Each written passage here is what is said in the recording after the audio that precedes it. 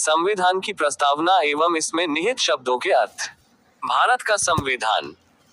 हम, भारत के लोग, भारत को एक संपूर्ण प्रभुत्व संपन्न, समाजवादी, पंथनिरपेक्ष, लोकतंत्रात्मक गणराज्य बनाने के लिए तथा इसके समस्त नागरिकों को सामाजिक, आर्थिक और राजनीतिक न्याय, विचार, अभिव्यक्ति, विश्वास, धर्म और उपासना की स्वतंत्रता, प्रतिष्ठा और अवसर की समता प्राप्त कराने के लिए तथा उन सब में व्यक्ति की गरिमा और राष्ट्र की एकता तथा अखंडता सुनिश्चित करने वाली बंधुता बढ़ाने के लिए दृढ़ संकल्पित होकर अपनी इस संविधान सभा में आज दिनांक 26 नवंबर 1949 को एतद द्वारा इस संविधान को अंगीकृत, अधिनियमित और आत्मापित करते हैं। प्रस्तावना संविधान के परिचय अथवा भूमिका को कहते हैं। भारतीय संविधान की प्रस्तावना पंडित नेहरू द्वारा पेश किए गए उद्देश्य प्रस्ताव पर आधारित है। 42वें संविधान संशोधन अधिनियम 1976 द्वारा इसमें समाजवादी, पंथनिरपेक्ष और अखंडता जैसे शब्दों को सम्मिलित किया गया। प्रस्तावना में उल्लेखित मुख्य शब्दों के अर्थ। हम भारत के लोग। इसका तात्पर्य यह है कि भारत एक प्रजातांत्रिक देश है तथा भारत के लोग ही सर्वोच्च संप्रभु है। अतः भारतीय जनता को जो अधिकार मिले हैं वही संविधान का आधार है, अर्थात दूसरे शब्दों में भारतीय संविधान भारतीय जनता को समर्पित है। संप्रभुता। इस शब्द का आशय है कि भारत ना तो किसी अन्य देश पर निर्भर है और ना ही किसी अन्य देश का डोमिनियन है। इसके ऊपर और कोई शक्ति नहीं है और यह अपने आंतरिक और बाहरी मामलों का निस्तारण करने के लिए स्वतंत्र है। समाजवादी।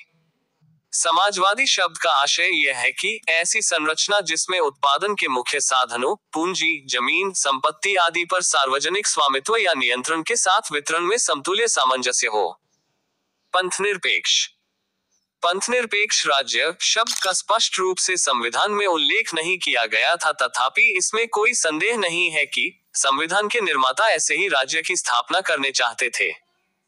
इसलिए संविधान में अनुच्छेद 25 से 28 धार्मिक स्वतंत्रता का अधिकार जोड़े गए। भारतीय संविधान में पंथनिरपेक्षता की सभी अवधारणाएं विद्यमान है, अर्थात हमारे देश में सभी धर्म समान है और उन्हें सरकार का समान समर्थन प्राप्त है। लोकतांत्रिक। संविधान की प्रस्तावना में लोकतांत्रिक शब्द का इस्तेमाल वृहद रूप से किया है, जिसमें न केवल राजनीतिक लोकतंत्र बल्कि सामाजिक व आर्थिक लोकतंत्र को भी शामिल किया गया है। वयस्क मताधिकार, सामाजिक चुनाव, कानून की सर्वोच्चता, न्यायपालिका की स्वतंत्रता, भेदभाव का अभाव भारतीय राजव्यवस्था के लोकतांत्रिक लक्षण के स्वरूप है। गणतंत्र। प्रस्तावना में गणराज्य शब्द का उपयोग इस विषय पर प्रकाश डालता है कि दो प्रकार की लोकतांत्रिक व्यवस्थाओं, वंशागत लोकतंत्र तथा लोकतंत्रीय गणतंत्र में से भारतीय संविधान के अंतर्गत लोकतंत्रीय गणतंत्र को अपनाया गया है। गणतंत्र में राज्य प्रमुख हमेशा प्रत्यक्ष अथवा अप्रत्यक्ष रूप से एक निश्चित समय के लिए चुनकर आता है। गणतंत्र के अर्थ में दो और बातें शामिल हैं। पहली यह कि राजनीतिक संप्रभुता किसी एक व्यक्ति जैसे राजा के हाथ में होने के बजाय लोगों के हाथ में होती है। दूसरी यह कि किसी भी विशेषाधिकार प्राप्त वर्ग की अनुपस्थिति। इसलिए हर सार्वजनिक कार्यालय बगैर किसी भेदभाव के प्रत्येक नागरिक के लिए खुला होगा। स्वतंत्रता। यहाँ स्वतंत्रता का तात्पर्य नागरिक स्वतंत्रता से है।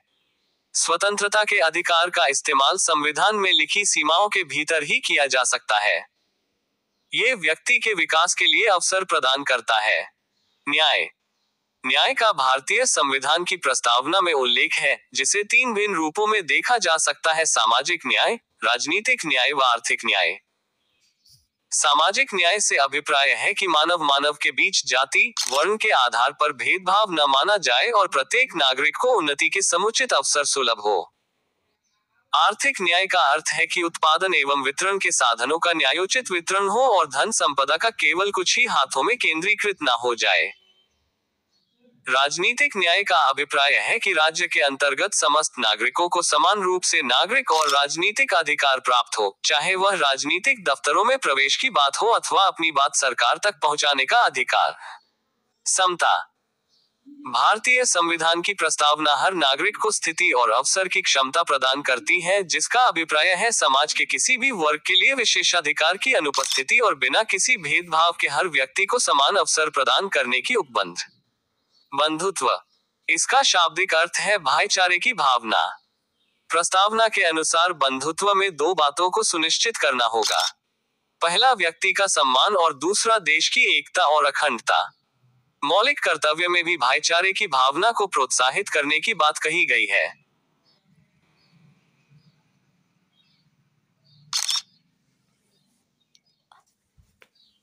अगर मेरी वीडियो अच्छी लगे तो सब्सक्राइब और शेयर जरूर करें, एक दूसरे तक जरूर पहुंचाएं।